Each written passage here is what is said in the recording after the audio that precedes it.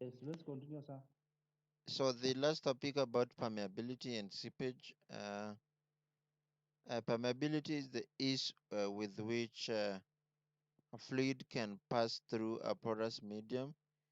In geotechnical engineering, strictly speaking, permeability is the ability of water to pass through the soil. Dense soil has low permeability, while loose soil has higher permeability. Likewise, clays and silts have relatively low permeability to sand and gravel. The finer the soil particles, the lower the permeability. Seepage is the slow escape of liquid through porous medium. In other words, seepage is the amount of water passing through a certain point per unit volume. So seepage is concerned with the amount, while permeability is the ease with which water can pass through a medium. And then uh,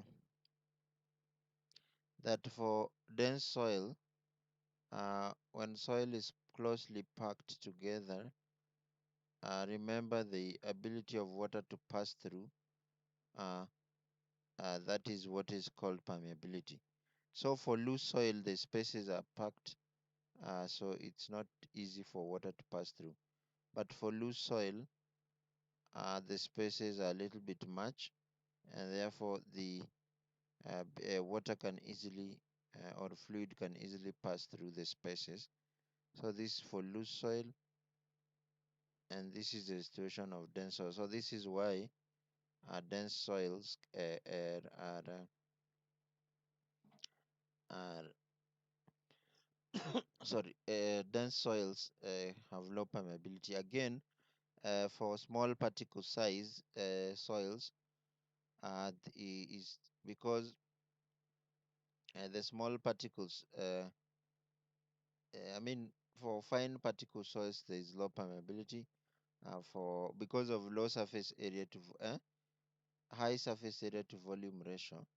Is it low or high? Okay, that's the reason why the permeability in fine grained soils are low. And then we talk about capillary. This is the ability of water to flow up, because water gets attracted to surfaces. For example, if you put a glass here and then you put water there, if you put some straw there, no, if you put some straw there, water will rise to some level up the straw. Of course, it's rising because of pressure, but part of it is also because of capillary. So that's what we are saying. Uh, then we've said often that the principle of effective stress, such that effective stress is equal to total stress minus pore water. So if you have, if this is your, say this is 2 meters, this is the area, this is the ground, and between after 2 meters then we have water, and then somewhere 8 meters below the ground, for example, 8 meters, and you're told this is gamma sat, would be maybe 19 kilonewton per meter squared per meter, and gamma here is uh, 18 kilonewton per meter squared. So I need you to tell me, if you point O, what is the total stress at point O? How do you calculate that? The total stress at point A would be, anyone? Yes, total stress at point O. Anyone?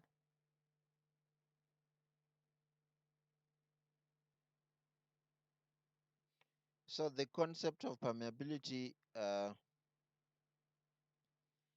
It's useful in water wells, water production, watering and dewatering, in earth dams, seepage under dam stability, ground improvement. Normally, when if this is your dam, of course, there's always seepage inside the dam, but you want to protect the dam. So here, this is the dam. That's your water level. You need to protect the dam. It's very difficult to prevent water from seeping. So you want to control the amount of water that seeps through the dam to very to control to the levels that are safe, and you do this through filter design already said, such that in the middle there you put soil of low permeability. So you put soil of very low permeability. They are fine grained soil, clay, to prevent seepage. While here you put rock, or you can put rocks or soils of good shear strength. Rocks because they have good shear strength, and this is clay. So through filter design, so the same idea. Uh, excuse me. In earth dams. Then ground improvement, of course, the process of consolidation we already said that if this is the layer of clay you are interested in, and this is maybe sand, and probably sand, and this the water level is there, so that this is saturated clay. This is going to have cause problems if, for example, you have a project here. This is going to cause you issues here. So to do that, to implement your project, you have to consolidate this clay, pre-consolidate. We already talked about how to do this. Remember the TV, and then we said that a TV actually is CVT squared. No, over H, the drainage squared. So if you reduce the length of drainage, you increase the time of consolidation rapidly. So this is what you're saying. So the idea of ground improvement, that also has a lot to do with seepage. Actually, this is what you're saying, seepage. And so to the Darcy's law, Darcy states that the velocity of flow is directly proportional to hydraulic gradient. So if in short, that's your diagram, but I'll make it simple. If in short this is the height and this is the length through which the flow has to happen, high, and this is the length. So the velocity of flow, the velocity, the velocity is directly proportional to the height over L, so the h over L is what is called I. So that is the hydraulic gradient. That's what we are saying. So that means if you have a smaller height here and the same length, uh, so this is V1 and V2. So V1 would be higher than V2 because so this is height 2. V1 is higher than V2 as long as sorry, this should be H1 and this is H2. As long as H1 is higher than H2, then V1 is also higher than V2. So that's what we are saying. So if simply put, so velocity is directly proportional to h over L, which we call I, and the velocity therefore equals, so we equate them by the coefficient of permeability K, which we have talked about. So KH over L. So this is the famous uh, this is the famous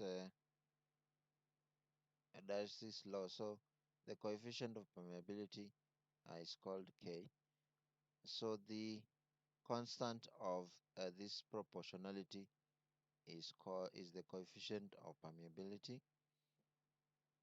So like we've said, Q is AV. So if the area, the cross-sectional area, so if you want, if water is flowing through the tube like that,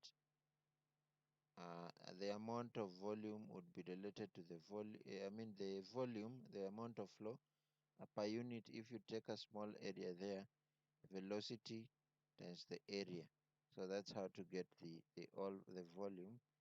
But we are saying that the velocity is directly proportional to the hydraulic gradient, and so V is kH over L.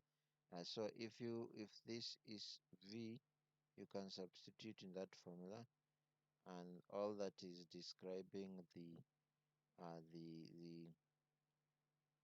symbols used.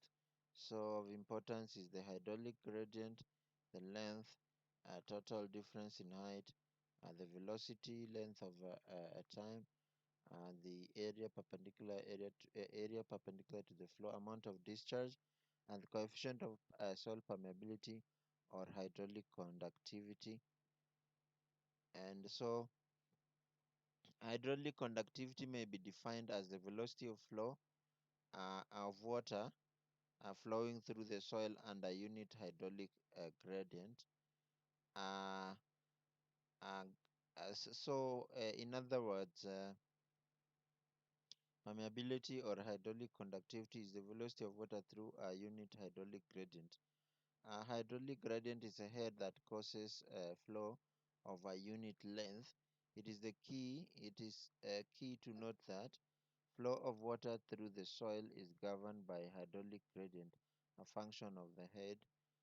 We already said if you have this head and you need the water to flow to that length, then hydraulic gradient is the H over L, we said. So is the height per unit length, basically. So consider measurable discharge V at a velocity V through an entire cross section. Now imagine seepage through the void Vs, because actually water can only flow through the voids because the particles are solid, have solid structures, so cannot water can only flow through the void, through spaces. It would appear that we can easily only measure discharge velocity but not seepage velocity since it happens inside the voids. We may only calculate it. So Q equals AV, entire cross section, times discharge velocity, which is AV times V as area of voids and seepage velocity. Thus, the velocity would be the Q. So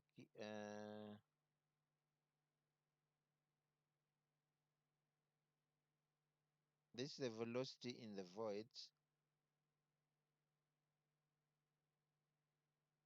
So someone, oh no, this is not right. AV multiply.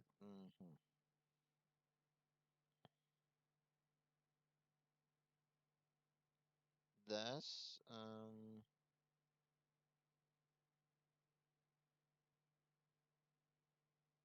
so from here, we'll figure out what this is.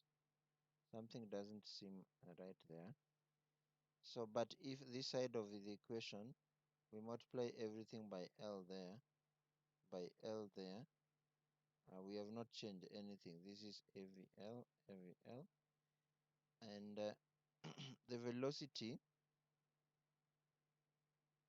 Uh, actually, this is the void ratio, if you can see. So AL uh, this is a void ratio because this is uh,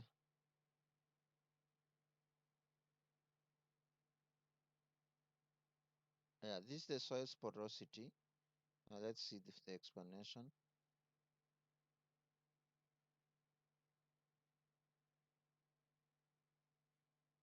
Okay, yeah. If you remember from the porosity is the volume of voids over the total volume, because water can only flow through the void. So uh, this kind of the velocity is the velocities are kind of I've seen the confusion here. I'll explain. The velocity is kind of a measure of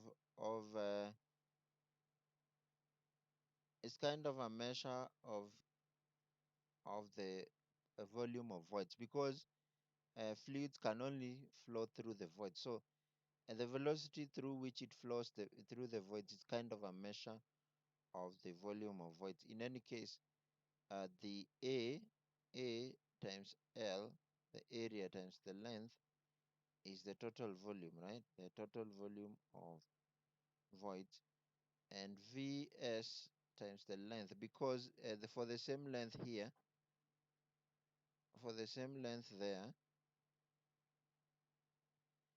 there is soil there, that's all right. But uh, the water will only flow through the voids, so through length L. So this thing has a cross-sectional area of A. So for the total volume, Vt would be just the area times the length. The area times the length. So that's the total volume. You can see here, the area times the length is the total volume, and and so Vs times L is the volume of voids. You can see that. So that's the reason why we are putting replacing this with the porosity. So we can say I think this is the inverse, should be the inverse. This should be the inverse. Anyway, but we are saying okay, n Vt over Vv, kinds of, I don't think if it's cool, but gives us an indication of the voids. So this all this is just trying to tell you that actually the velocity of flow of fluid inside the void can be used to give an idea of how much void we have, how much voids there are. And so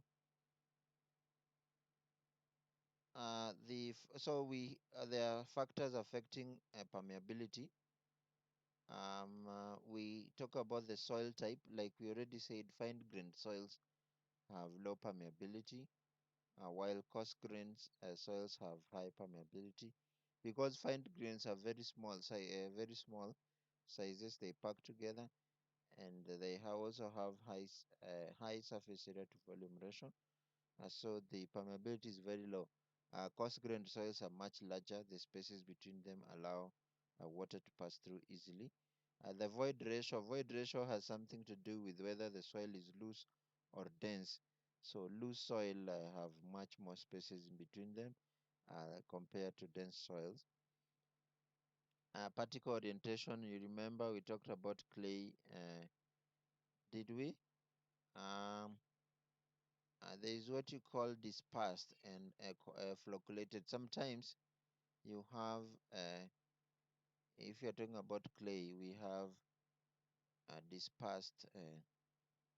The particles may orient themselves like this. So if they oriented like that, and water, so there is a space, you can see water can. So if K in this direction, K in direction KA, and K, let's call this KB. Of course, KB is much higher than KA, because the way the particles are oriented, it makes it easy for water to flow than in that direction. So that's one scenario. So that this is for what we call dispersed clay, especially common in clay, and this happens because clay is charged. So when they are charged in the same with the same charge, so they disperse like this. This is kind of, we say that like charges repel and unlike charges attract. So sometimes there's another kind of arrangement called flocculated. Flocculated, there's some kind of attraction. So uh, this is somehow sometimes they arrange themselves. So so for this, you can see here the the flow there would be much easier. The permeability here in this direction would be much higher than if in this case, uh, because of the structure. So that's what we are saying: particle orientation and the structure. Also, we have stratified soils. Sometimes soils have are stratified in this nature. So if they are stratified in that nature, then you can see the permeability in this direction. So maybe KH and let's call it KV. So if that is the orientation, then we say KH would be higher than KV, of course, because of the orientation. If the orientation was this way, then this KV and KH, then of course we would say KV is higher than KH. So particle orientation is important. The type of fluid, higher viscosity fluids will have low permeability and vice versa. If you have a fluid that is that is thick, like honey or like porridge, is difficult to flow.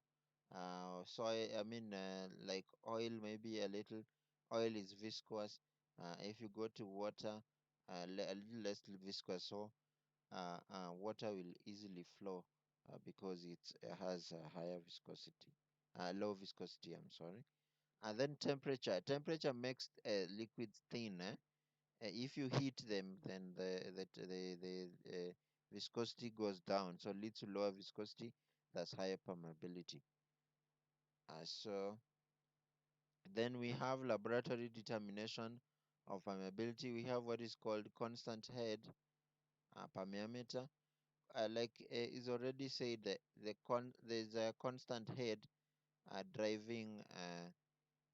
There's a constant head driving water through the soil. So this is your sample, and this is suitable for coarse-grained soils. Please note, constant head permeameter test. The setup of this is shown, and the driving head causing flow through the soil is maintained through continuous supply. The test is suitable for determining the coefficient of permeability for a coarse. So, from what we've said, um, from what we've said, Q is AV. Anyway, we already said this, but because Q, but Q is also the volume, because if you collect some volume of water over a certain time, you can also get the Q is volume over time. This volume is in meter cubed over seconds. So, because you can monitor or you can collect, for example, a volume of water. If you collect a 3 meter cubed in 2 hours, then you can get the flow rate, right? would be the 3 divided by 2 the time. So that would also give you the flow rate. So Q can also be the volume over time, but we can replace this the area, and we know that KH over L is V, and therefore we can say K is VL over AHT. So that's simply speaking, you can measure, you can collect the volume being collected there. So volume, uh, after the water flows, the volume, and then time. So therefore you will know Q is the volume over the time you have spent to collect the the flow rate, the flow, sorry. Then so this gives you Q, but the cross-sectional area of your sample, the height, and the length, so you can get your K. All these things are known. You know the length of the sample, the cross-sectional area is known. The only thing you don't know is you know this, you know A, you know the height, you know the length, so you can determine your flow rate. All this is defining those symbols. Then we have the falling head test. The falling head test is suitable for there's some error there. It's suitable for determining the flow rate I mean the coefficient of permeability in fine-grained soil. So constant head is suitable for coarse-grained soil. Falling head is suitable for fine-grained soils. And for this, the head keeps changing. So at time 1, we have this HA. At some another point, the head keeps changing, and the same idea to drive water through the soil. Again, you can collect V, uh, the volume over time. Please don't confuse the V for volume and the V. Capital V is for volume. The small v, or the small case v, is for velocity. So don't confuse those two. So still, here you can collect the volume over some time, then you can get your Q. So using the same idea that Q is the area times the velocity, but V is KH over L. Already know that. But again, this Q is the volume, capital V over T. So we can use those relationships. And we also say, so we say Q is AV, AK, which we already proven. But so because the height is changing, we will have to do a little bit of some integration. So for a small area there, I will have instantaneous change of height over time, and this becomes let's see. So for some small change, for some a small rate of flow dq would be the small area. We say this is A.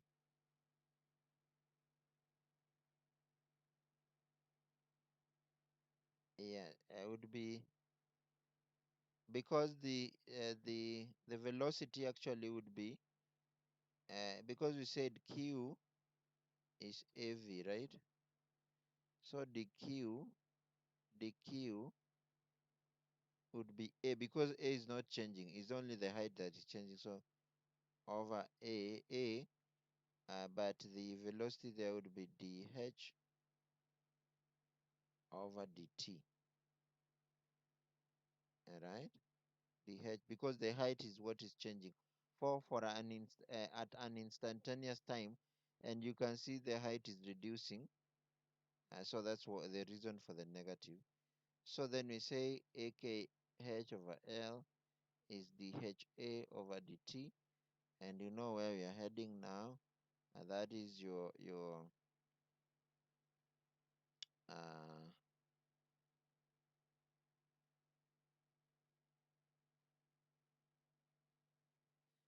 That is your we are going to, of course, integration. So at any instantaneous t, that would be true.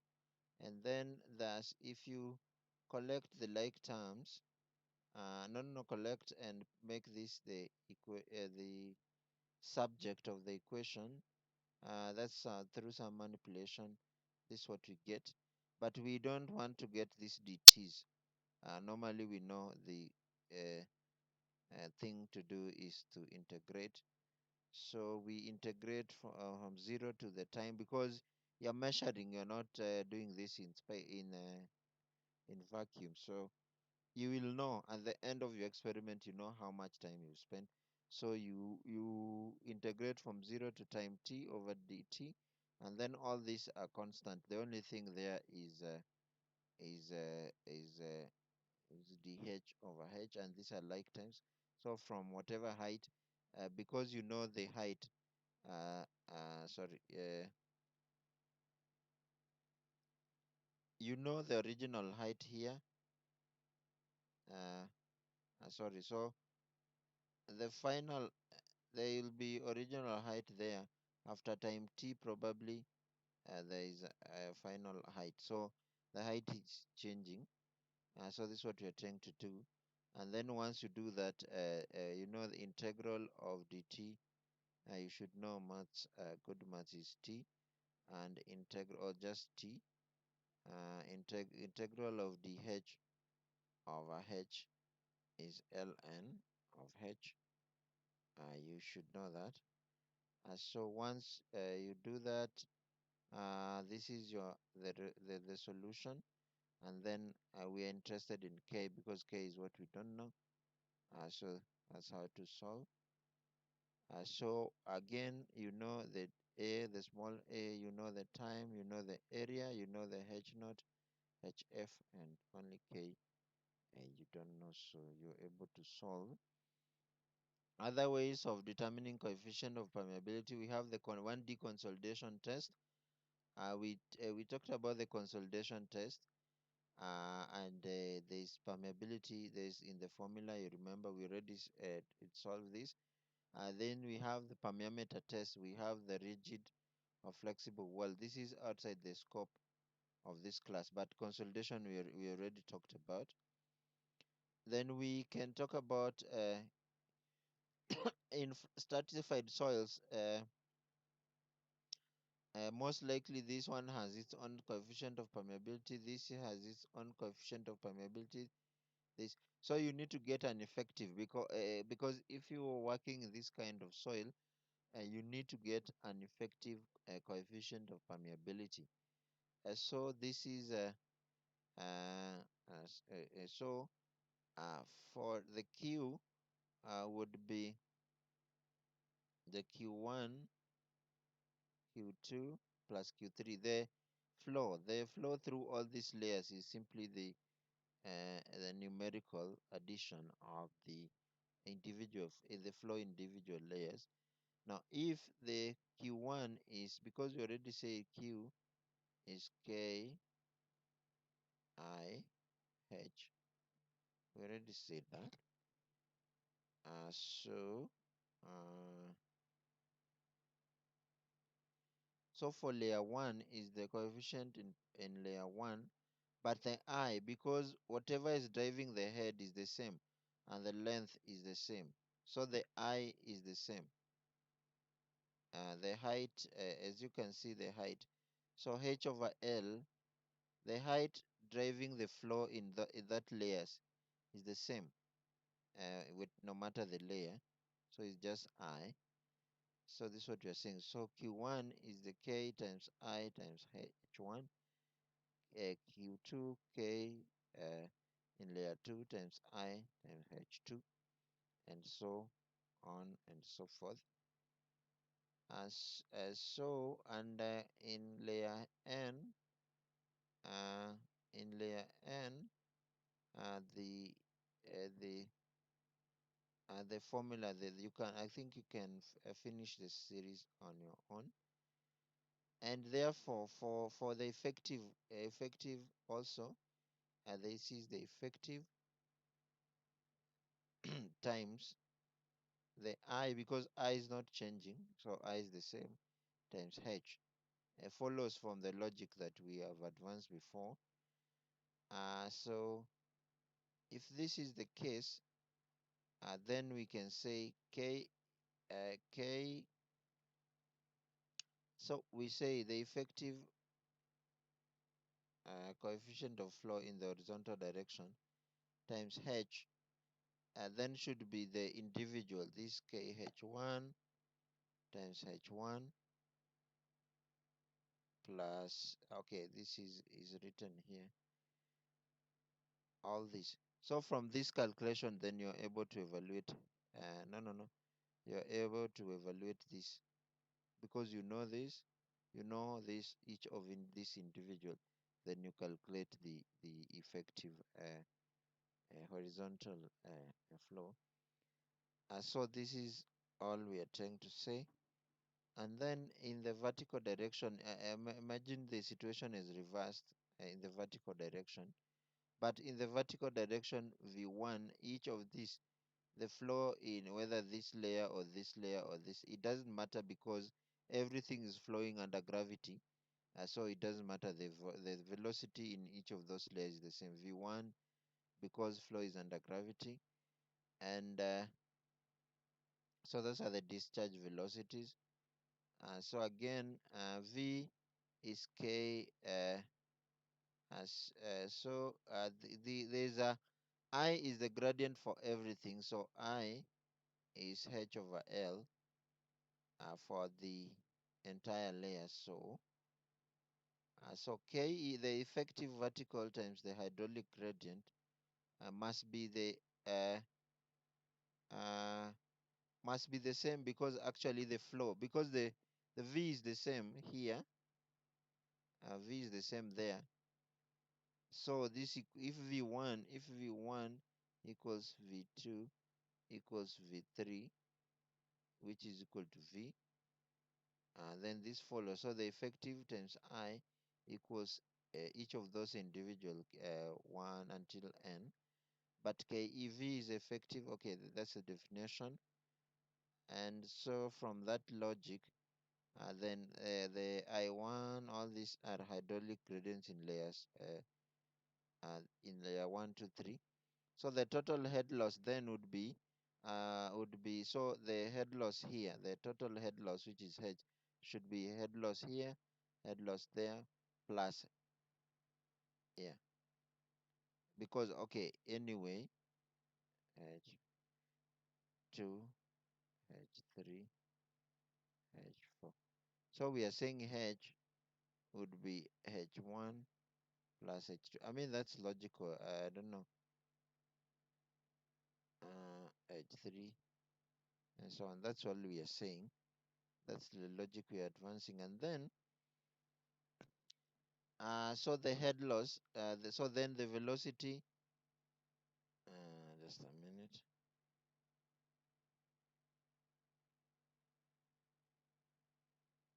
Sorry, no, okay, we are substituting here.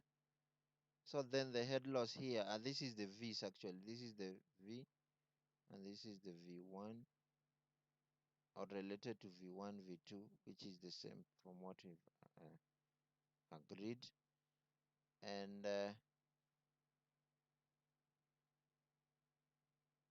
so substituting in that equation,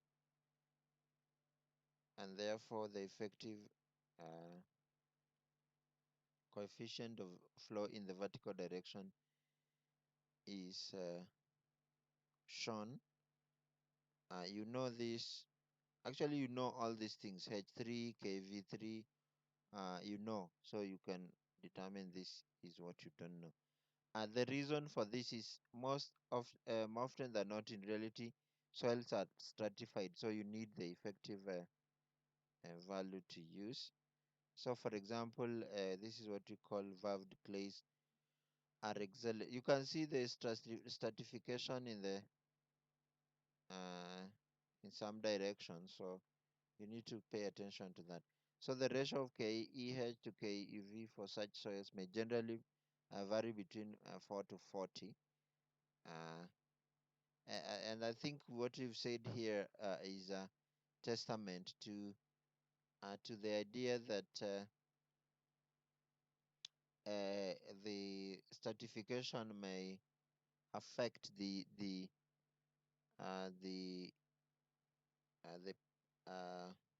determines or affects permeability. Uh, unless there's a question, so we can also determine coefficient of permeability in the field, and this is a principle for wells. If you get water from the well, people who dig wells, this is the principle. And sometimes we do pumping tests to see the if the yield or the yield in the well is good enough to uh, sustain or to supply water to the residents. So this is your the for a confined aquifer. We are saying confined because the water layer or the water rich layer is between two impermeable layer. So the one impermeable layer, another impermeable layer. So the water rich layer is confined within this layer. This is why we're saying it is confined, or we say artesian well. Now when this happens, the actual head is way above because the water here is under pressure.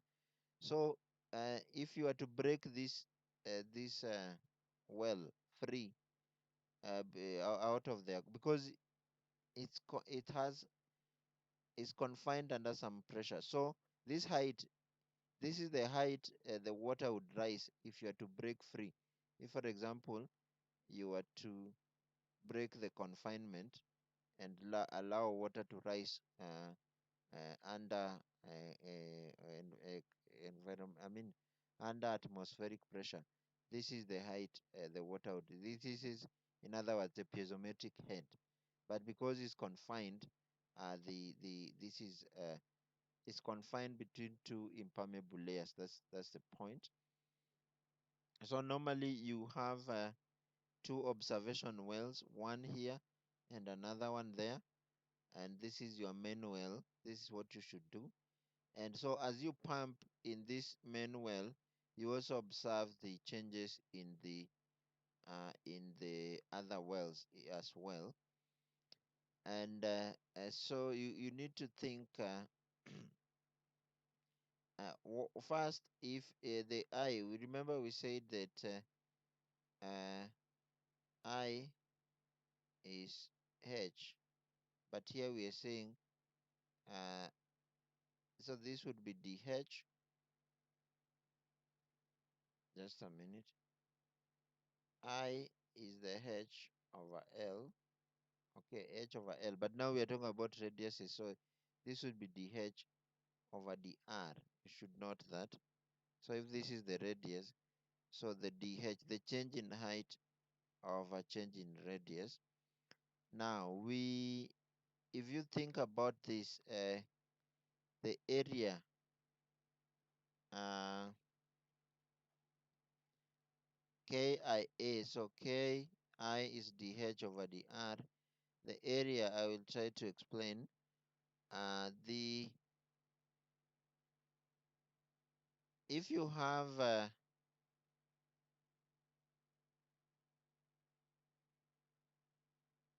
I need you to see if you this in plan would be something like this. You need to have kind of a third eye. In plan, this would make like a circular area. But remember, it has some depth in this in the vertical direction. But a strip would be some small strip there. Now, if you open that strip,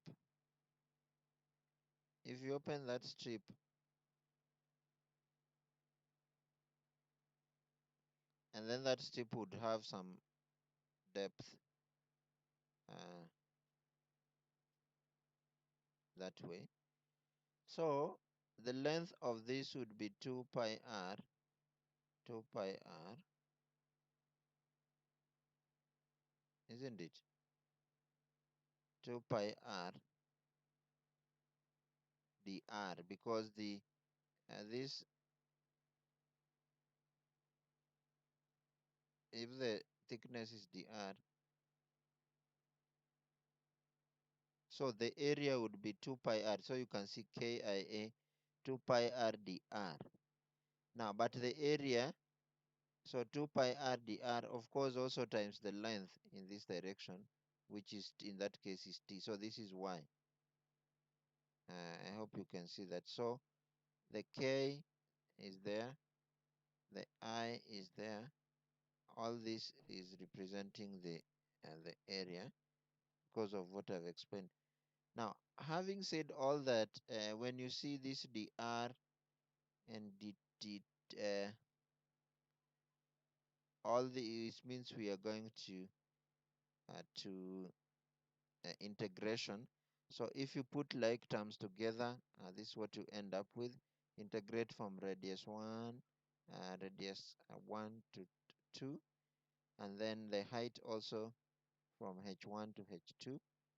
Dr over r is ln r. You should know enough integration. Of course, there are some steps that have been skipped here, but I expect you to know. So, like for example, there would be ln r from r1 to r2 equals the rest of those things are constants, equal to 2 pi r um, kt over q. All those things are constant over q, of course, into h between h1 and h2.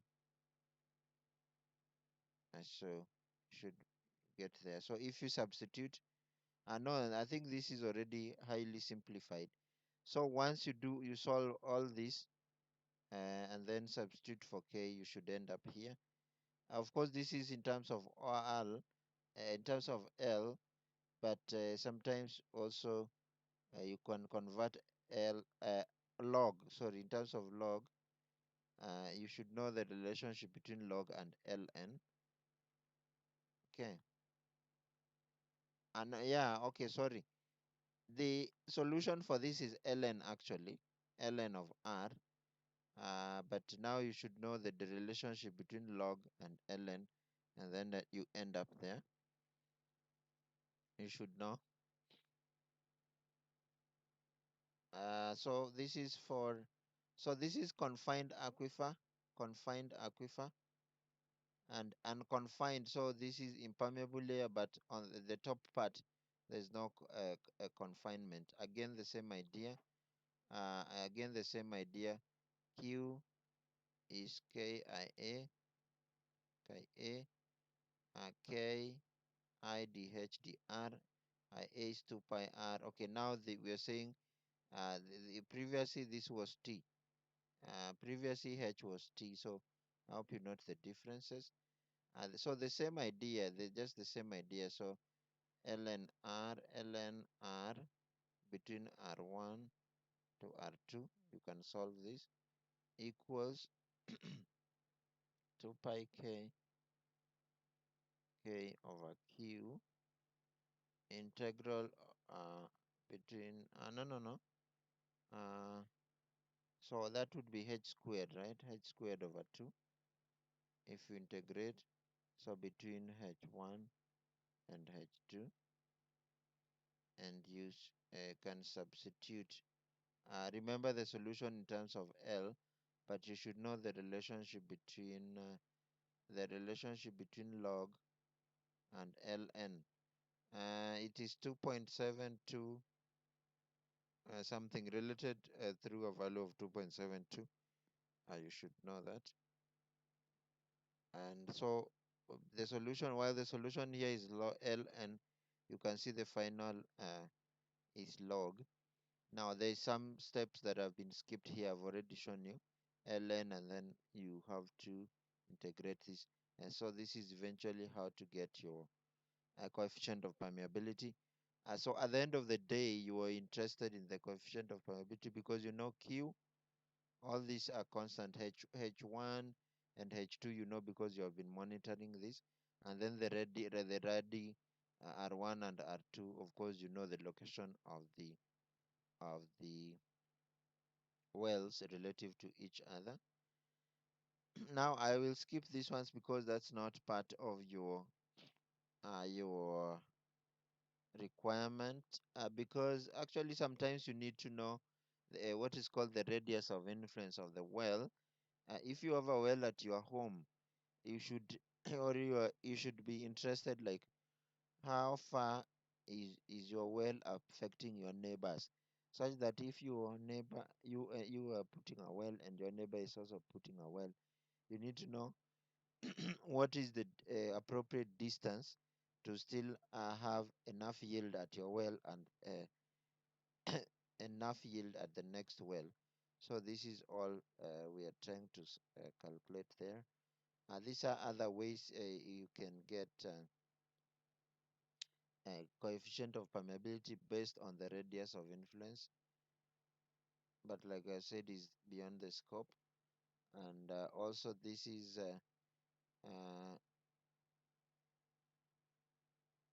this is you read for yourself. This is, I think sometimes you can have just one well, just on the monitoring well. If you decide just to have one well, I think you can read. This is also some other way you can get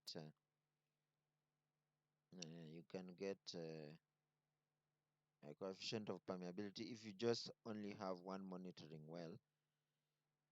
These are additional information. If you have partially, we said that these are fully penetrated because you can see the well penetrates the full depth of the aquifer, the same full depth of the aquifer.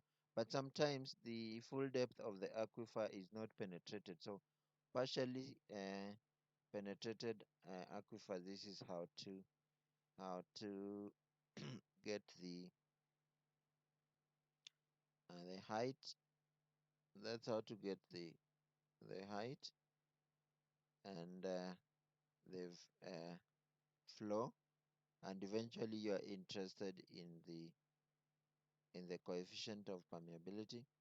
So this is in partially penetrated well, because the well hasn't penetrated the entire depth of the aquifer. Now sometimes you might have this borehole auger test. So you just dig one well, as long as you know the depth and the level of where the water is. This We are given a chart here. So based on the height of h over d, and then you can get the value s, from which you can apply in that equation. So based on dh, so you are pumping water. So when the height changes, you can get how much the height changes within a specific time. So you know the change in height over the time, and you know the s from this curve, and of course the radius. This is known because the radius of the well you would name, and then you use this formula to estimate the coefficient of permeability. That's the auger test. Then we want to talk about seepage. Seepage. So consider a unit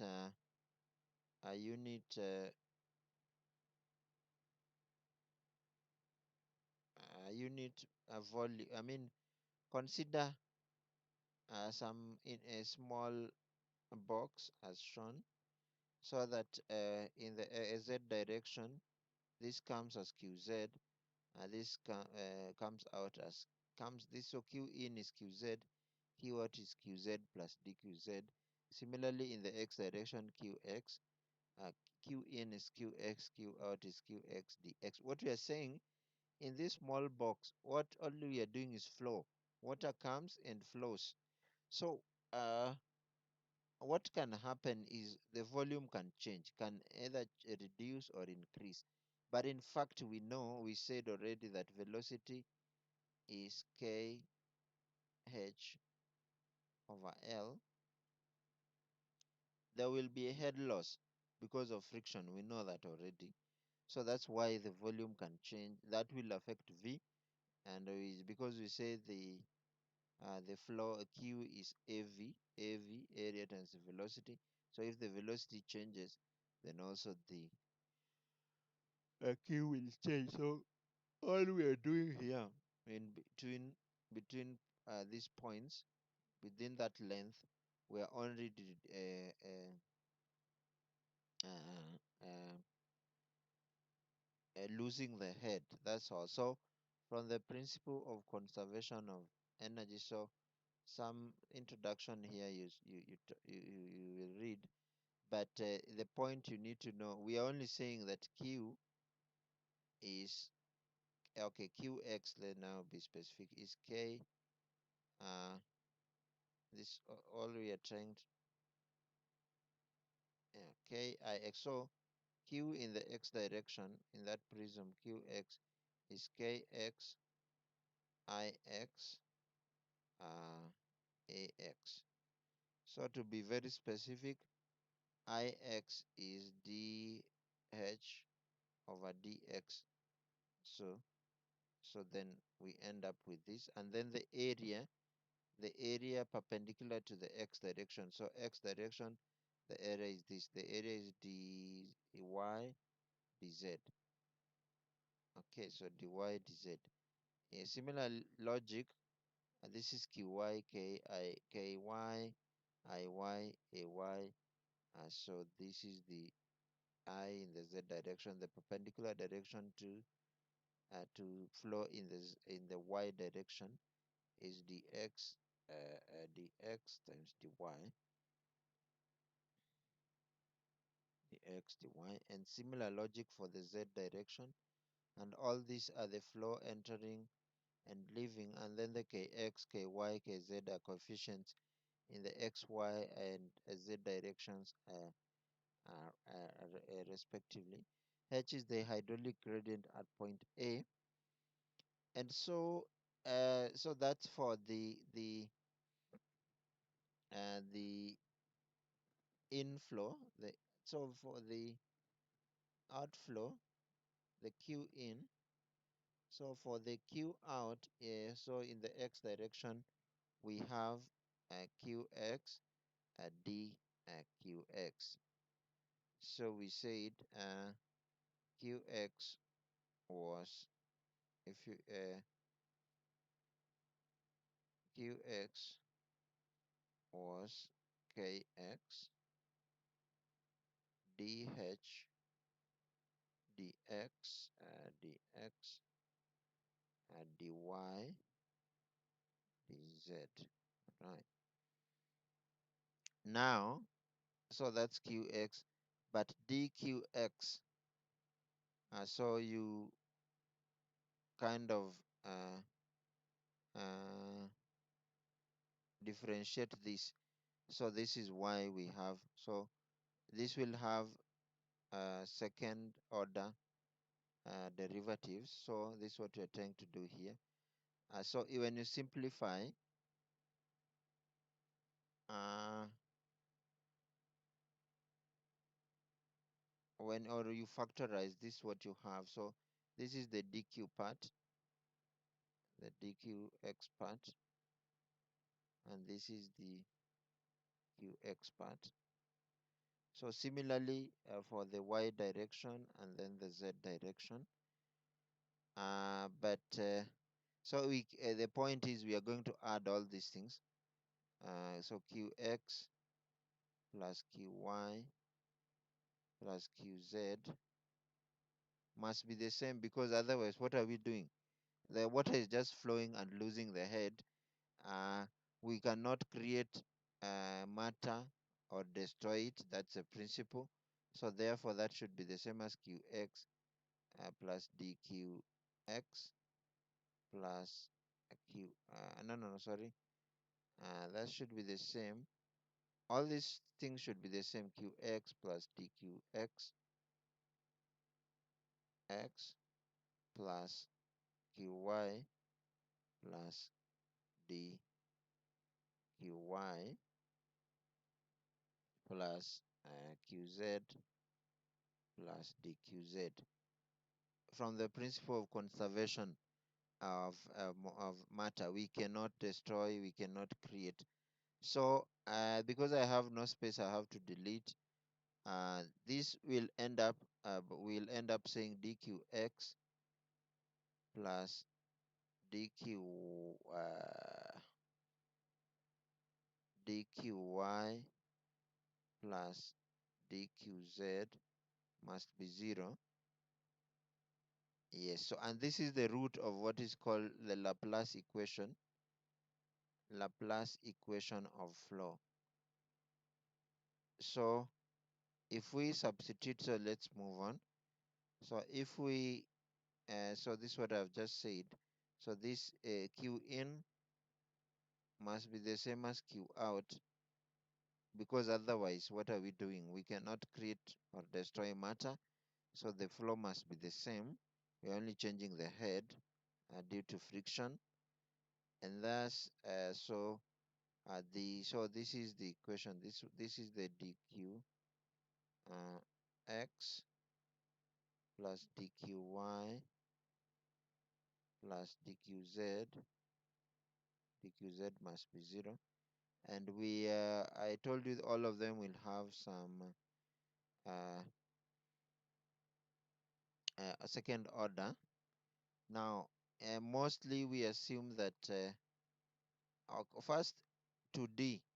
So if we are talking about 2D plane, then we assume this. You can assume whichever you want, but in this case we assume this, or you can assume that. So you have only kx and ky, or you can assume ky 2D, whichever way. So in this case we have assumed this, so 2D, and then luckily if we say that kx is ky, we'd like that very much. Kx is ky, and therefore we end up with k equals d squared h dx squared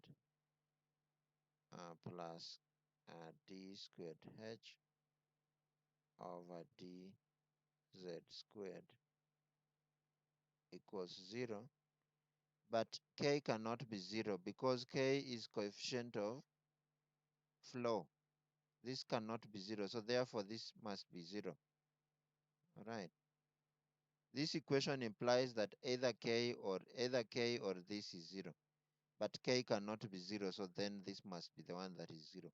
So this is what is called the Laplace equation of flow. Please note, this is what is called the famous Laplace equation of flow, and that's got from that principle. Now this is because you can see this is second order uh, derivative equation. Of course we can solve, we engineers we can solve, but it is tedious to solve. That's the first thing, and we like to make things simple. So this is what we solve using the flow net. You can see your syllabus asks us to talk about the flow net. So flow net is a simplified solution for this equation of flow. So this is a Laplace equation of flow, and we've talked about the how the origin and the basis, and so usually we solve using a flow net. So before we get into the flow net, so far if there's a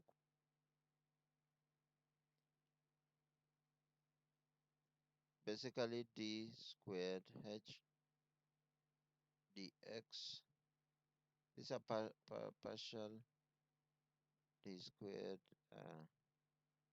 h d squared z So all this is trying to solve. The flow net is trying to make this simple. So I have I set out, okay, let's try to follow, because this is important. A set of flow lines and equipotential lines is called flow net. So a set of flow lines and equipotential lines. So flow lines. So normally, uh, yeah, a flow net is something like this. So this is what we call flow lines. These ones, the ones that are traversing the page. So this is what we call flow lines, and these are the equipotential line. Equipotential mean the head at the point is the same. The head at that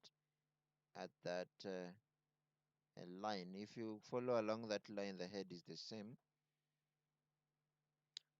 So a set of flow lines with equipotential lines and flow lines. So like I said, we have flow. These are flow lines, flow lines, flow lines, and these are the equipotential lines. But those are, so it looks like a net. That's why we call it flow net. Okay. So shown and discussed in section 7.2. This numbering may not agree, but just follow. The numbering may not be consistent. So discussed in section 7.2. A flow line is a line along which water particle will travel. An equipotential line is a line joining points that show the same piezometric elevation, so the same head constant. The figure shows an example of flow net for a single row of sheet of piles. The permeability is isotropic with respect to coefficient of permeability. So we say Kx is Kz, Kx equals Kz, which is equal to K. Note that the solid lines are in figure 7.3 are flow lines. The broken lines are the equipotential lines. In drawing flow net, the boundary condition must be kept in mind. For example, in figure 7.3, AB is an equipotential line, EF is an equipotential line. So uh, just we are talking about this figure here.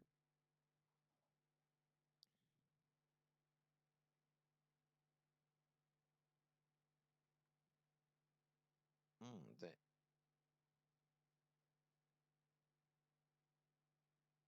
AB, AB, AB. Yeah, here.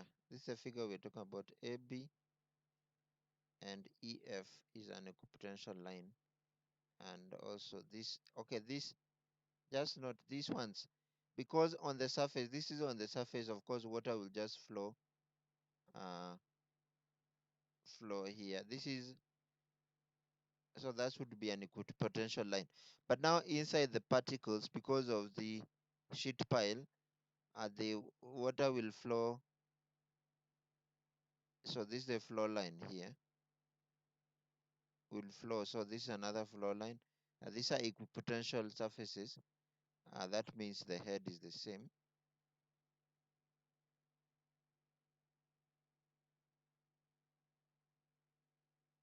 So that's what we're talking about.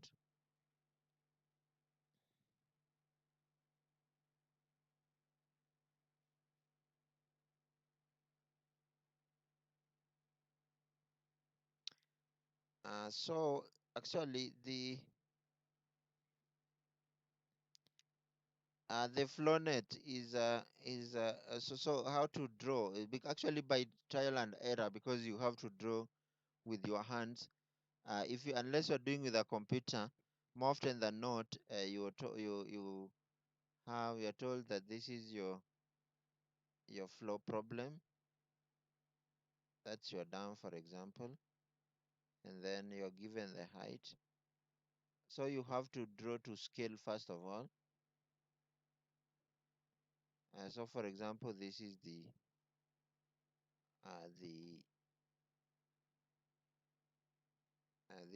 permeable layer. I mean, this is the substratum. This is the impermeable layer, and this is what, and this is your dam. So normally you try it by trial and error, and I'm going to give you some tips. So probably this will flow like that, most likely, and the flow lines will go like this. Those would be the flow lines, and the equipotential lines would most probably look like that, and so on and so forth. So for kx, for the condition kx is ky, kz, these have to be squares. You draw by trial and error, but they must look be as close to squares as possible. So FlowNet is graphical solution to the equation of steady ground flow. A FlowNet consists of two sets of lines that must always be orthogonal. So uh, these lines here, uh, they must always try to meet at 90 degrees, must be orthogonal 90 degrees. Difficult, but that is the idea. To each other, flow lines which show the direction of ground flow and equipotential lines, or the lines showing lines of constant head, which show the distribution of potential energy. Flow nets are usually constructed by through trial and error sketching. So these are some of the ideas or the tips. So make two-dimensional scale drawing of the system under consideration, usually a profile but maybe a map view. Determine or specify the boundary conditions, indicate and label the position of water table or of any impermeable boundary of any points, known pressure, any surface of constant head, bottom or bottom of a flat bottom reservoir is by definition an equipotential uh, and flow lines must meet at right angles. Anyway, what we are saying here, for example, if this is your reservoir, so by definition or by default, this is an equipotential line. This is an equipotential line,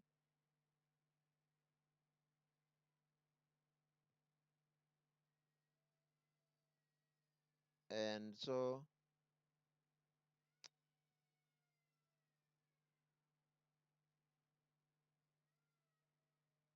okay. So if this is your reservoir,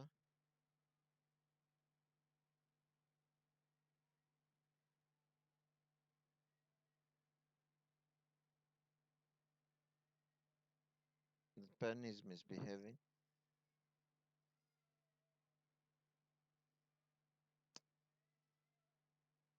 The bottom of the reservoir anyway is I've already explained this. Like the bottom of the reservoir is not the reservoir. The bottom of the reservoir here is an equipotential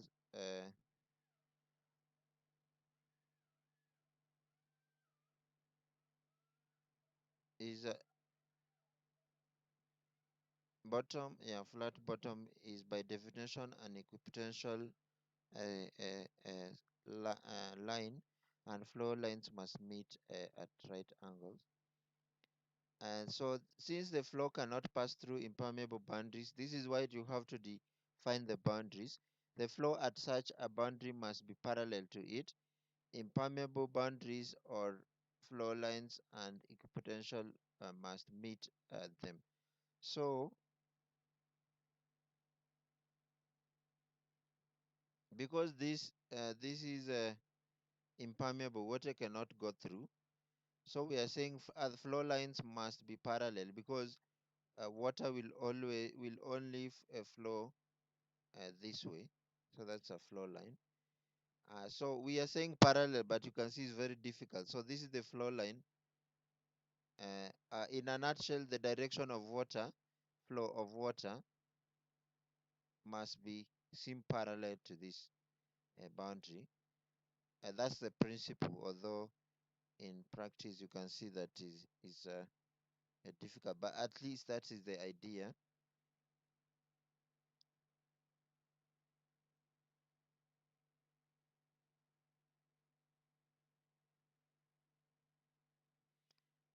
So parallel, okay. The water table is by definition the surface where the pressure is zero, the atmospheric pressure. It can thus be an equipotential line only if it is horizontal, at any point on the water table, no matter whether it's flat or sloping. So by definition, the surface uh, can only be potential if it's vertical. If it's not vertical, then it means the head is different. Or sloping, where head is z, where z is the elevation of the water table above the datum. If there is no seepage percolating down to the water table, it can be considered a flow line. In the general case, however, sloping water table seepage across it, the water table is neither a flow line nor a potential line. So if there is seepage, then it cannot be a flow line, neither can it be an equipotential line, and flow lines will intersect it at right angles. So once you have defined the boundary conditions, start trial sketching flow lines and equipotential lines, uh, following the rules in step 2 above, and being sure that the flow lines and the equipotential lines always intersect at right angles. Try to make a flow net consist of curvilinear squares. This is what we're trying to say. The boxes in the flow net may have curving sides, but the midline lengths of the square should be approximately equal. Yeah. So because you can see it's very difficult, so the this length, as long as we're trying to have square, you can see this length is higher than this. But we are saying the mid part should be, the average should be as close to squares as possible. This is especially important if the flow net to be used for calculating groundwater discharge. So keep sketching and refining until you have a good set of squares which satisfy the boundary conditions. So through trial and error, then determine the head of the leftmost and the rightmost equipotential and subtract them to get delta H. The total head difference across the net now determine ND. Uh, anyway, all we are trying to do, let me, I don't know to use an example. Okay, this is your flow. This is your dam, for example. I don't know which dam looks like that. The dam. This is your dam, and this is your head. This is the water, and this is the bottom of the dam.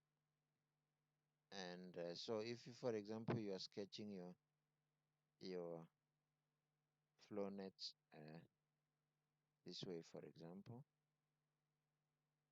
Sorry.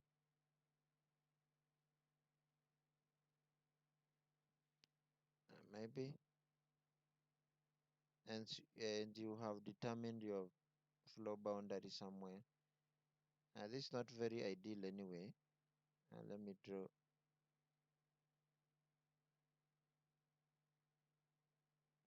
And so you have determined your boundary somewhere there. This is the impermeable layer. This is your water surface. So you may want to draw flow lines. So these are your flow lines, for example. Okay. Then you try to sketch a square. Try to make sure they are as squares as possible. Through trial and error. Through trial and error. I don't know whether those are squares. Maybe if I were drawing to scale, I need to refine. Maybe. Yeah, as best as you can. Now, this height, for example, because the water will flow from here, if this height is, say, I don't know, 10 meters, let's say, the principle here is that this height 10, because this is the same level here, will be lost, and the water, this is the head that drives the water to that point. By the time the water reaches this point, its head would be zero. In other words, you have to count all this. The head loss here would be the head loss in this. You have to count. Okay, for example, okay, let's use this flow, this one. So this would be 1, 2, 3, 4, 5, 6, 7, 8. So the 10 meters undergo 8 equal head losses. 1, 2, 3, 4, 5, 6, 7, 8. So ND there would be 8. ND would be there would be 8. So if you want to get the head loss in any one of the those squares would be 10 divided by 8. So at the end, when the water reaches here, its head would be 0. So that's important. So that's what we are trying to do here. And that's what we are trying to calculate here. So you can see the head loss in any of the squares would be the change in height, which in our case was 10, divided by the number of the potential drop. So we are saying these are equipotential drops. So this is when water flows through this, it undergoes through a potential drop of 10 over 8, the same, equal to this, which is equal to that, and so on and so forth. That's the point. And that simplifies our issues. So this is again the summing. So rules that must be obeyed in drawing flow nets. In homogeneous isotropic flow lines, equipotential lines must be perpendicular and curvilinear. Equipotentials are always normal to an impermeable boundary. Flow lines are always parallel to an impermeable boundary. Equipotentials are always parallel to constant head, and flow lines are always normal to constant head boundary. So suggested procedure for drawing flow nets. First, identify the boundary condition, which boundary are impermeable, which are constant.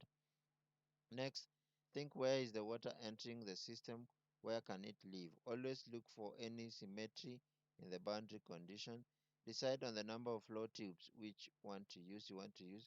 Draw trial flow line and then draw in the other flow net lines to define all the flow tubes. Some trial and error sketching may be necessary. Where flow tubes constrict higher head gradients, more closely spaced equipotential lines are needed to move the same quantity of water through the flow tube. Fit together the curvilinear squares by drawing in equipotentials. As you do this, you may have to revise the position of some of the flow lines. Trial and error is the order of the day. So we've said that. Yeah, so by just trying and you can see once you are satisfied that this length and that is almost close to squares as possible, then you have a good flow net. Okay, so that said, so now the definition of equipotential. So AB is an equipotential line. I think that's repeated.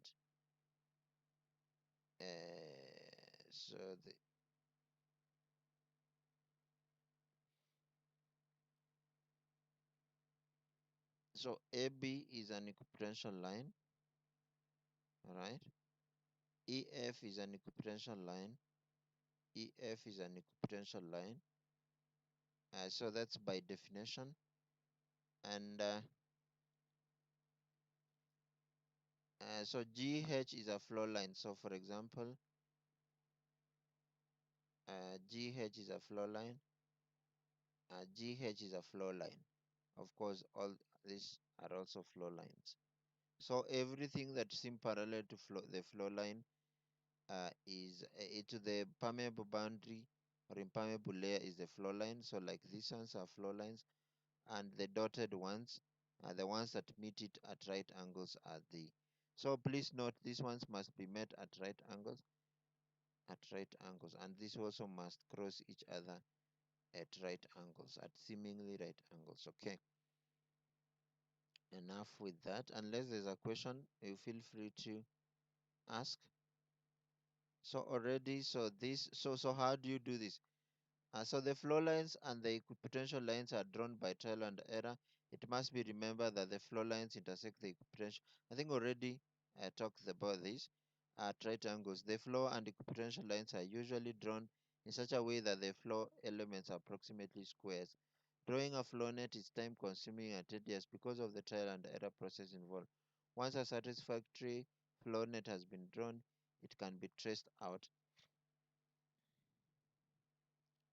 So now assume you're able to draw your flow net and are good at it. So let's see how to use it for calculation. At this point, okay, we proceed. So having spoken how to how having established the principles of flow net, then how do we use it? You're lucky that this is has been drawn for you. If I were you, I could maybe black out these ones and see if you can establish a flow net similar to this for yourself. Uh, so flow channel is the strip located between two adjacent flow lines. So this is the flow channel. So this is one flow line, and another flow line. So this is what we call a flow channel.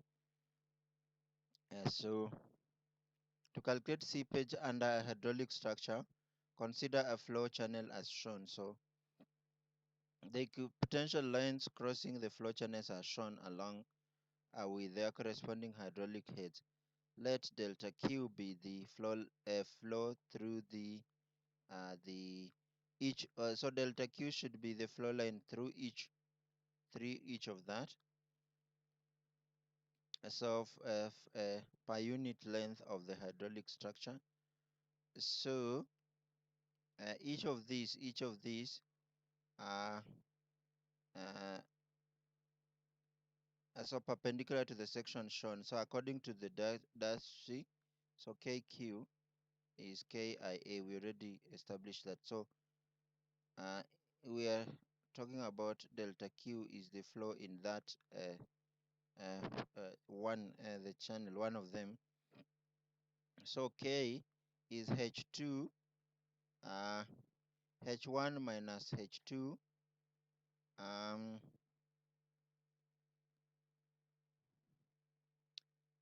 because we are losing height, so say the height here is H1. So just to be clear, so say this is H1, H2, H3, H4, like that. That's what we're saying.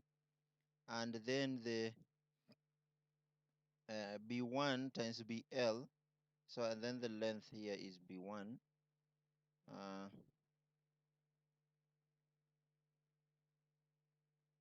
that's B1. This is B1 times the L. The length is the same.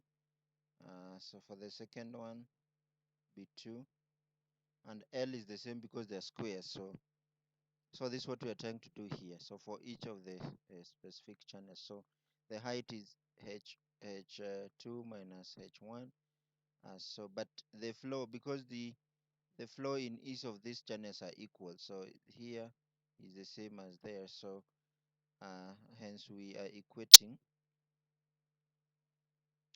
So so this is what we are saying. This is based this formula is based uh,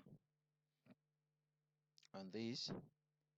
But L1 equals B1, L2 B2, L3 is B2, and so but H1 minus H2 is the same as H2 minus H, because the like we said, like we established that the potential head drop across all the flow channels, all the small flow channels is the same.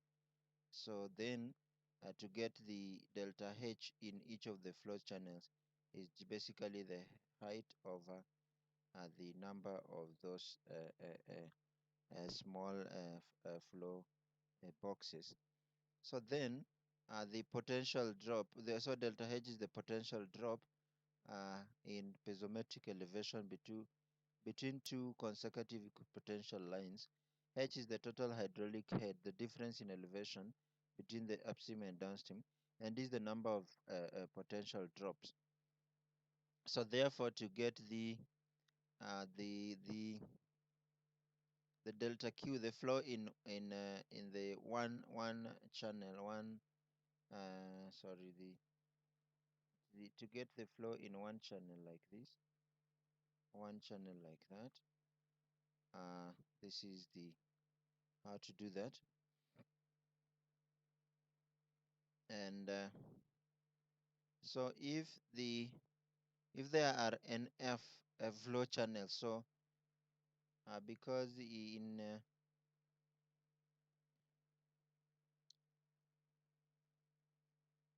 it's better with that a diagram. Oh, that's your your and these are your flow channels. So this is your impermeable layer, for example, and this you've drawn your okay, and you've drawn your okay. So in this case, the flow channels are one. The channel, this is the first channel, the second, and the third. So in this case, NF would be 3. NF would be 3. Right. And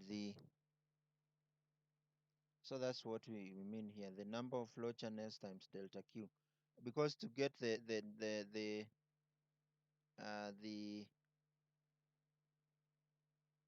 to get the if you get the flow here, to get the flow is the flow here times the number of channels we have. So that's what we're trying to do here. So therefore, the entire flow is K times H. H is the head. H is this thing.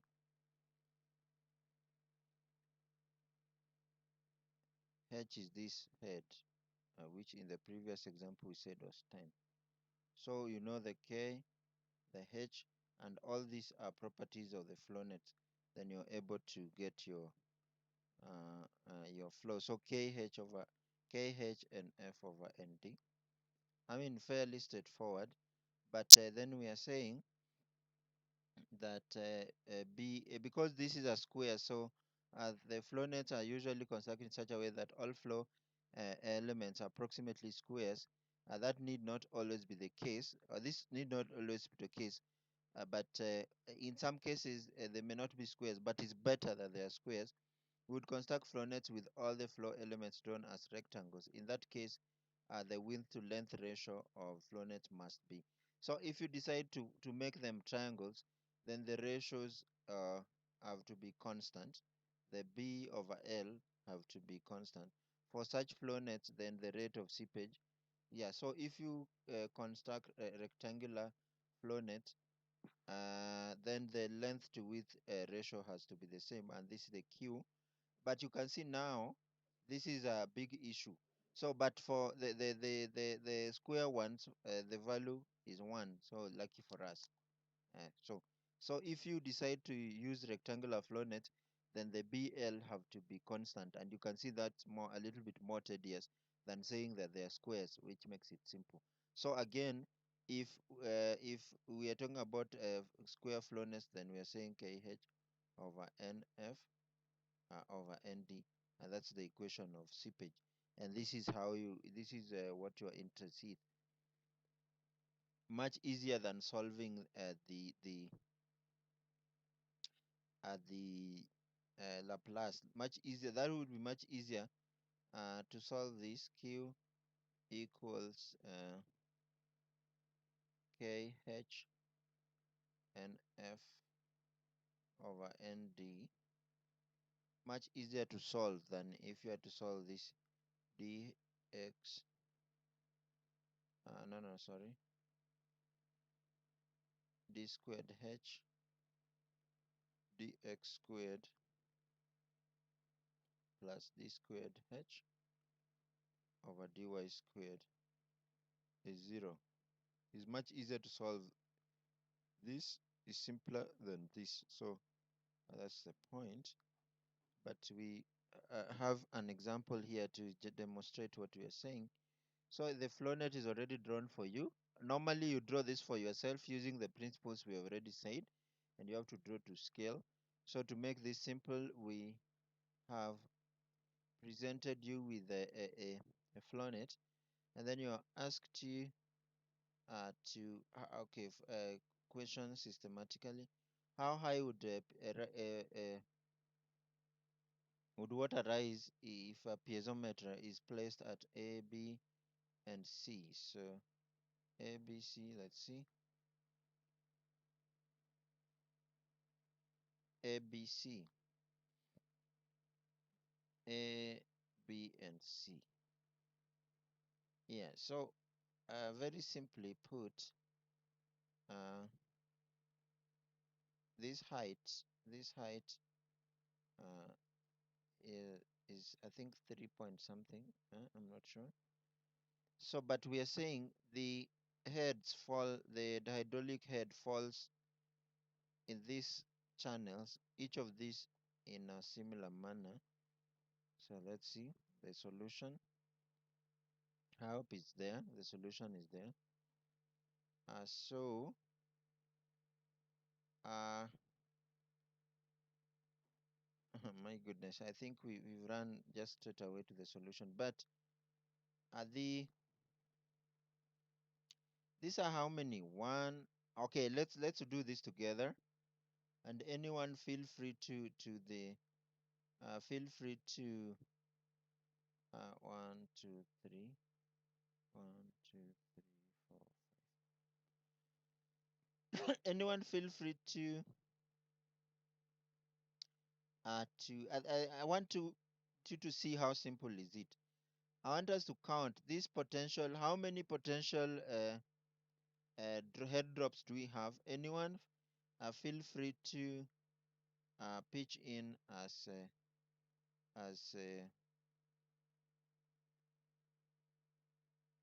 feel free to pitch in. How many potential head drops do we have? Anyone? If you are following.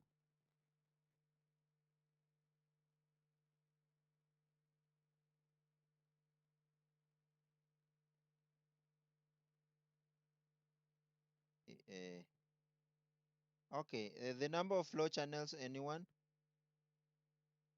The number of potential drops are 12 already. So K is already determined to be 0.01. Let's see. Here, 0.01. You can convert it to millimeters. I think that's 1 times 10 minus 2. So 1 times 10 minus 5. So let's make it neat. So K here already, this is already 1 times 10 power minus 5 meters per second. And this we have as 10. So surely, if you if you so this is per second because this is meters per second now. Number of flow channels. Anyone, please? That's the only thing you now Three. don't. There? Three. Are you in this class, Buana? No, there are not 3. Anyway, good trial though. There are It's 4. good to try. For no, how do you count? Count everything you see. You see the problem. There are not 4. There are more than 4. There are 5. Yes, there are 5. Why are you ignoring? So flow channels here. That's the first one, the second one, the third one, the fourth one, and the fifth one. So unless you fail to use your eyes, should be very easy. So that's it. I'm not going to solve for you. You have to solve and make sure you can uh, get the answer. Many of you, some students I find have problem with conversion. So once you do that, you can convert in an hour per hour or per day. That's up to you, and make sure you can get those values. And so you can try this by yourself. There is another question here for you. You're lucky that the flow net is drawn. Typically, you need to draw the flow net by yourself, but there's no time, so I try to make it easy on yourself. But please make sure, because part of this is also to learn, make sure you have an idea. If I were you, I would block. You could get a what? You could get a whiteout, block this, and try by yourself. Block the already drawn flow nets, and then you maybe produce another paper, and then try if you can. You see how good your flow net can be. Actually, the flow nets do not have to be the way they are drawn. They don't have to be like so. You could have even more smaller ones, but as long as the principle is correct, the solution should be within a very close range. If you follow the rules that they are close to squares and so on and so forth, even if you have more flow nets, the solution should be more or less the same. That's the point. So there's what you call um, uplift, and this is important even for foundations. Sometimes there could be uplift because we know water applies pressure everywhere around the the so sometimes we may have the foundation or the dam may be there would be attempt to uplift or uproot the dam because there is a upward pressure due to the water, pour water exactly. So this also the dams, the flow net help us to solve. What you need is to find the heads, the what we have said here. So at here, you need to find the head here, uh, the head there. So the head there, the pressure head there, because mm,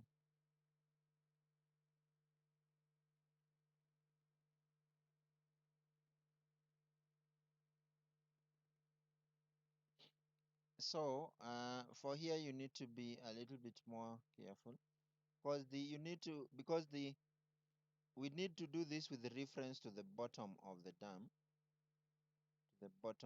so this is about 3.34, 3.34. So from the where water is and to the bottom of the dam, that's about 13.34.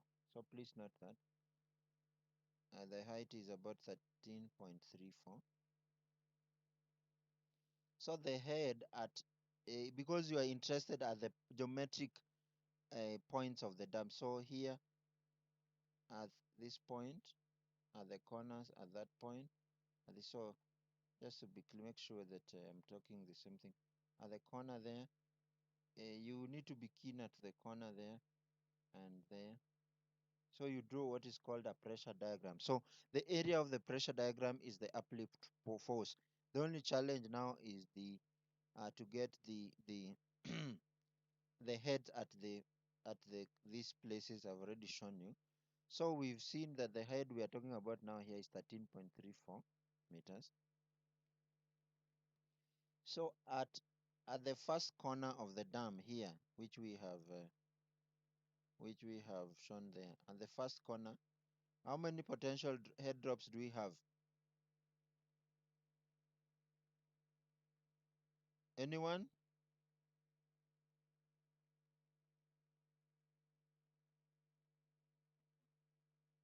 Uh, Two.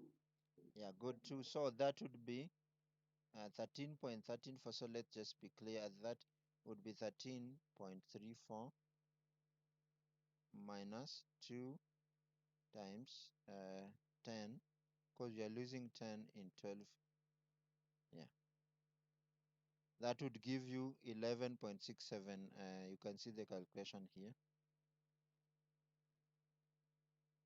So in a similar fashion, I will not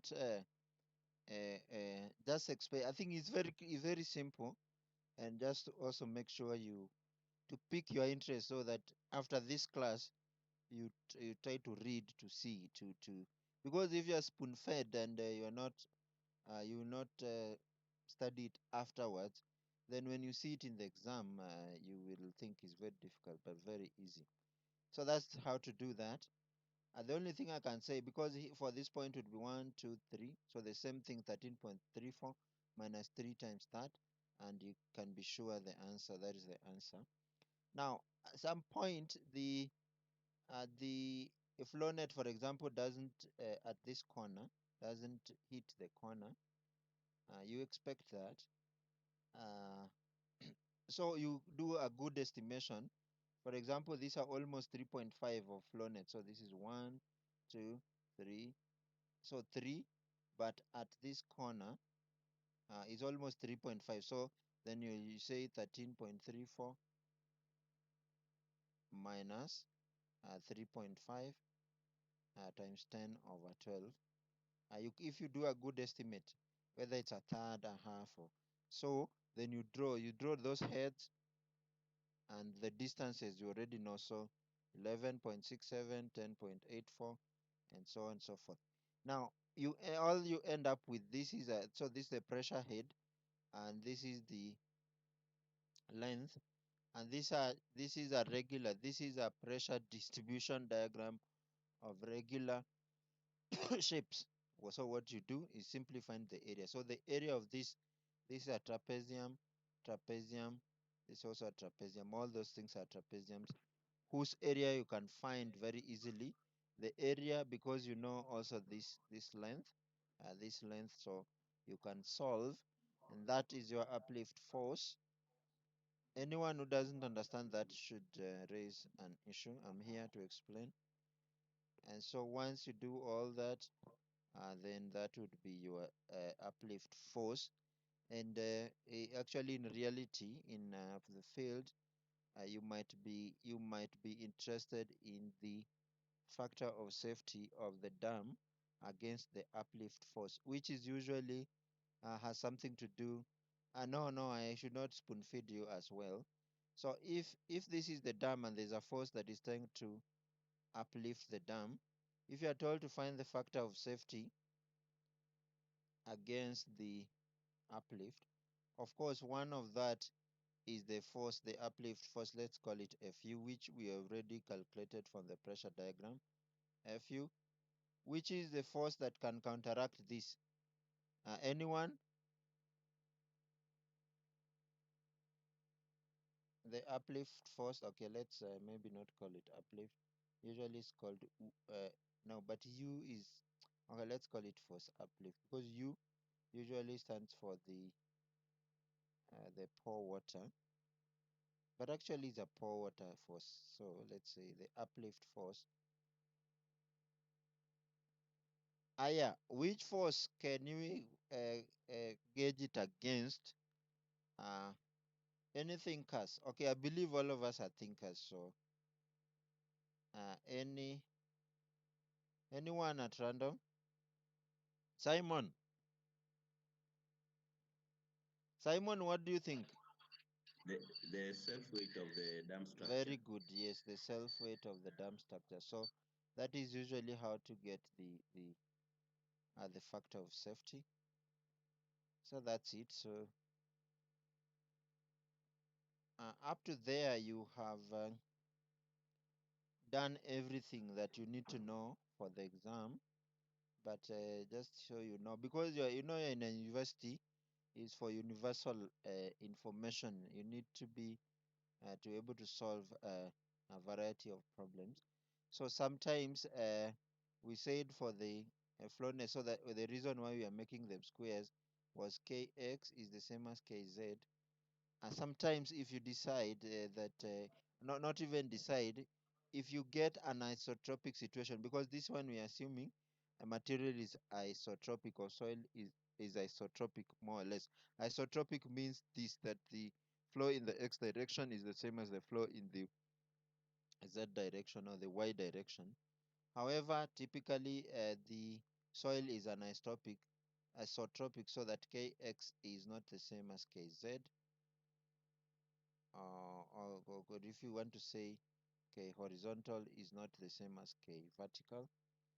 So if this is the case, you of course you can test through the methods we've talked about, and you know what these values are, and then we can rewrite the equation. So you can have this constant x bar be the root of kz, kv, or over kx, and then the equation is still the same, but now we introduce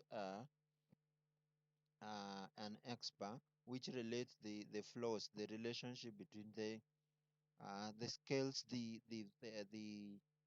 scales the coefficients of permeability in the z and in the x in this manner.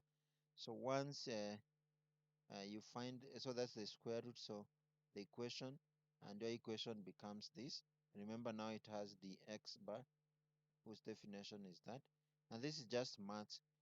So the physical meaning are not so much interested in the, okay, the basis is important, but what the implication I think is more important.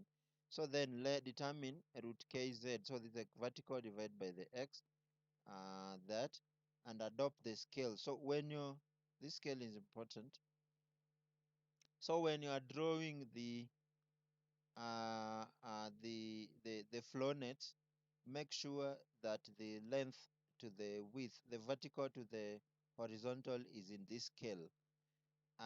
It's doable, maybe a little tedious, but it's doable, and that's why we said that if you are able to L over B, if you decide to draw rectangular, if you don't want to draw square, so that the ratio is kept constant from this principle, all right. But you can see that that is a little gonna be a little it's doable, but a little difficult, because if drawing squares alone through trial and error, making sure that they are almost perfect squares is quite a challenge on its own. So if you decide that you're drawing uh, uh, as, uh, rectangles, and then you have to keep the length over the brace to be a constant value, doable but tedious. But the principle is we said for the previous case, then k is k h and f over nd, all right. But we said for the case of triangular cases, when you decide to, not triangular, sorry, rectangular, that would be k h and f over nd times n which is the ratio, times n, sorry, n which is the ratio of L over B.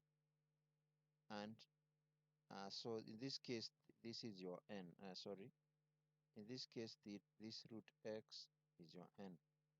All right. So, but we have to speak about this because more often than not, the soils are anisotropic. So if you find this case and then you say you are not taught, and then you have been taught in the university, people will be confused. So you need to know that. Finally, there's what you call piping. Piping is a serious issue in clay. Mm, um, I said, I don't know whether I've said this, but at the risk of repeating myself, which is good, so that you understand, the in sandy soil, especially loose soil, loose sand soil, sandy soil, the pore water pressure, we say this, the strength of the soil is controlled by the pore water pressure equals sigma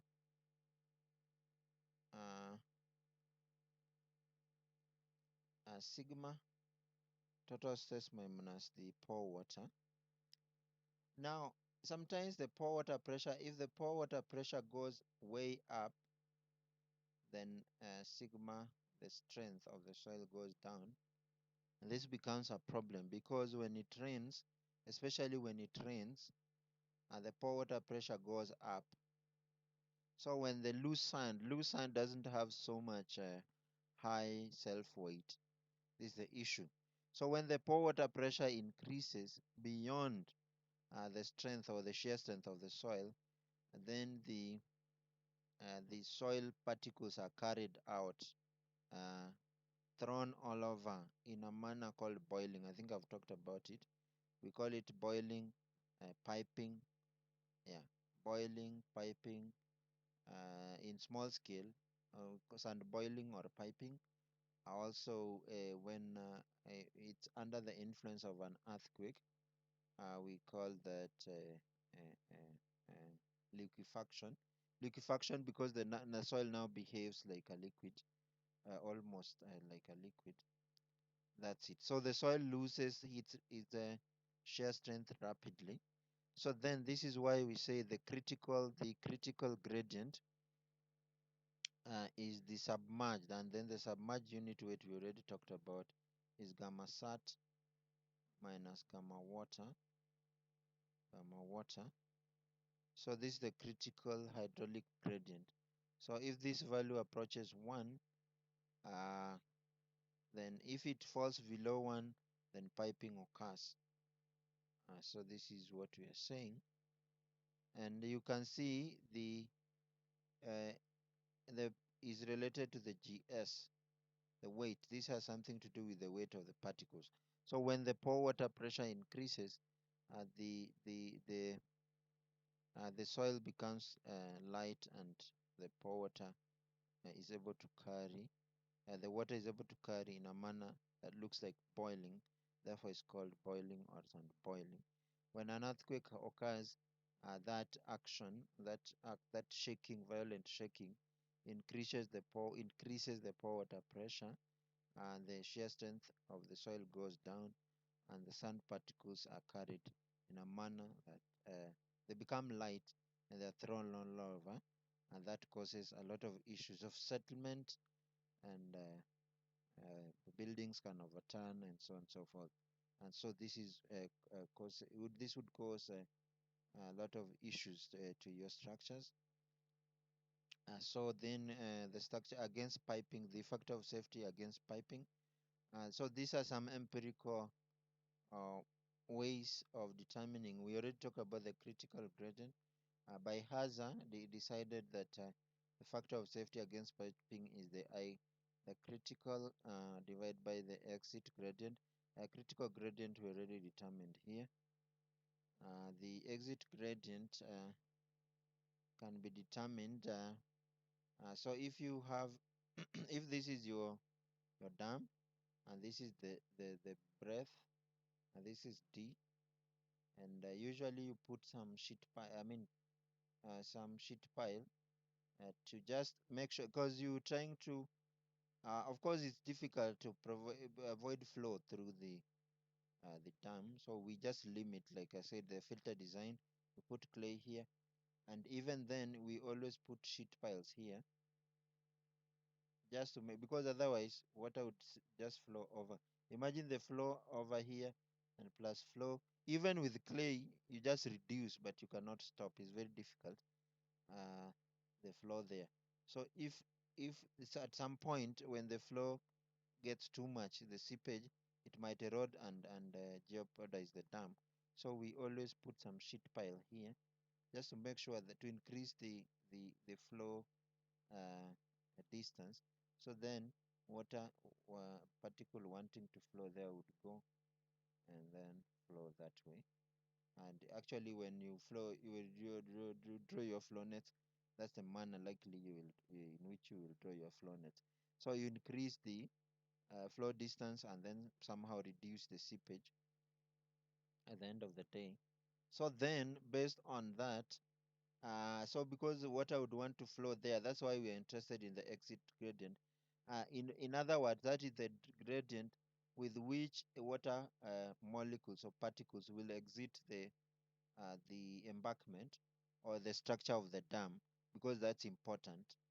Because at that point, there is high, how can I say, the potential between this point and this point is very high because it's maximum. Because normally the driving head would be this minus that. So at that point, the driving head is very high. So the exit gradient sometimes tends to be high. If not careful, it would erode the dam, especially when you're talking about sand, and then eventually you may no longer have the dam. So based on this the height, the difference, h, and the b of the dam, yeah, you can get some factor C, some factor C from. So this is for toe sheet, and so the IX. So based on BD, you can get these values. Once you do that, you get your.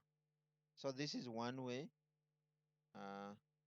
So I exit is C times HB, where C is you get from this value. So based on BD, you can get the value C from this, and then you calculate the exit gradient that way. And so you go back to this formula and calculate the factor of safety against piping. That's one way. For sheet piles, this is the way to estimate. So the hydraulic head, so H divide by so if the H is 3 and divide by the depth of penetration of the sheet pile. So here, so this is for sheet piles. This is a theoretical derivation for the I exit. Again, you take back to this formula and calculate the factor of safety against piping. Then the filter design, I think we already talked about this maybe 3 times, so maybe not to repeat myself, but just to say that, like we've said often, that because here the soil, there's a lot of, if you draw the stress distribution here, the stress, so there's a lot of horizontals stress applied to the embankment, such that we should have soil of good shear strength here, or material of good shear strength. So good shear strength tau, or tau is high there. But the problem with this material of good shear strength is that they have high permeability. So to cure that,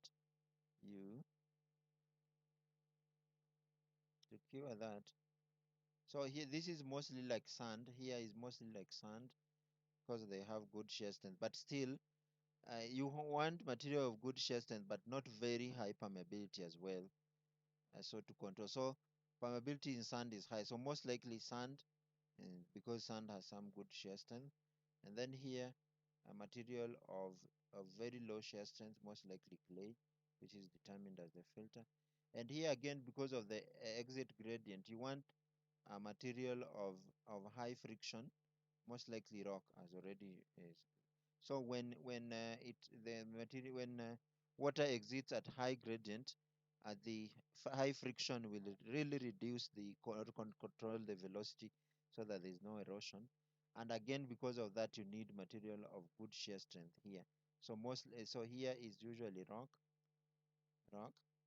Then there's the filter, which is clay, clearly well controlled. There are details of how to do that, but beyond the scope of this class. A good mix of clay with controlled permeability, such that permeability maybe is the range of 10 to the minus 8, or very very small of a millimeter there. So that's what you need. And here we have sand. Sand, because sand has good shear strength, but high permeability, but not as high as rock.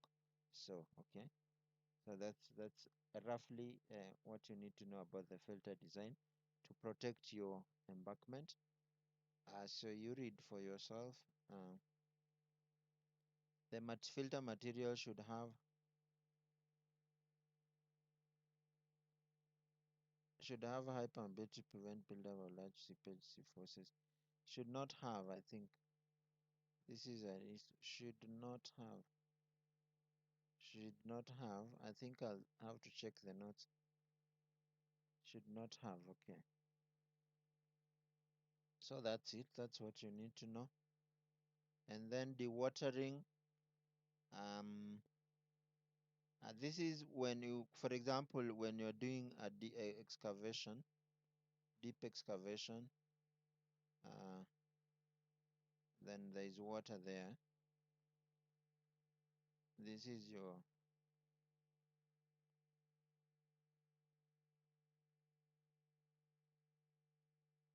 it's impossible to do uh, excavation. So you need to dewater. These are some of the ways. So surface dewatering, when water is just on the surface, you use a pump or whichever, sump pump. You pump the water to give you space to dewater. Then you can use well point. Well point. So this is your excavation. You put wells there to lower the water table so that you're able to do your excavation. All I have to say here is also this can be should be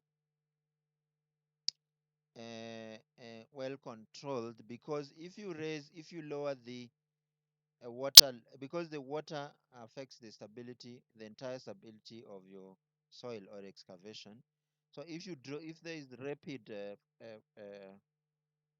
flow, if there is rapid flow or draw down of water or seepage, then the stability of the entire excavation is also in jeopardy.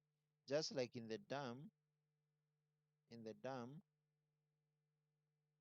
if you cannot, and this cannot happen, you cannot. This is what's that? If that is your, let me see. This is the level of water. You cannot draw down the level of water to this level rapidly. You have to do it uh, gradually. You cannot, if for example you want to drain the dam, you cannot do it rapidly, because what will happen is there is always a balance. When the water is here, the pore water pressure inside the soil, the pore water here inside this leads to some balance, needs some balance because there's pore water there. So you need that pore water to stabilize. Otherwise, if you uh, uh, if you draw down the water very fast, then the pore water pressure here would be very high, and there's nothing here to balance it, and then your dam will collapse. So you cannot draw down water that fast. They're the same idea. So you can only keep the water to up to a certain level below your excavation, and that has to be controlled. If you do it so fast, the water level goes so down, and then you'll have excessive settlements and the instability in your excavation. So you can have deep wells, like we've said. You can dig wells here. You know that if this is the level of the water table and you're pumping, of course, the like we talked about, the water table will go down depending on the level of the water table will depending on your level of pumping. So if you continue pumping, you may lower the water table from there, maybe some point there. So that's what you do. You can use submersible pumps, and so I think this is the last. Uh, Again, this is the same idea with now that you know about drainage and the consolidation and the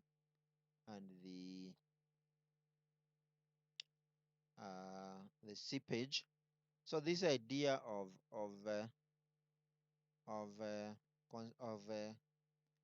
sand drain. So if this is a clay layer, this is clay layer. So you put surcharge and you want to consolidate this layer. The idea here is that you are providing pockets of sand because you're interested in the middle point.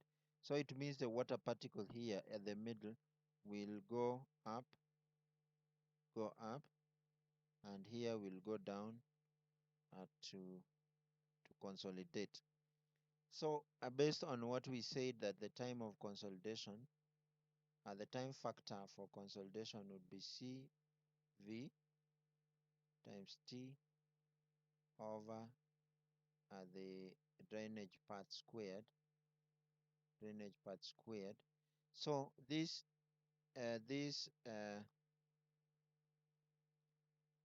the idea of sand drains divides the drainage path by 2, basically.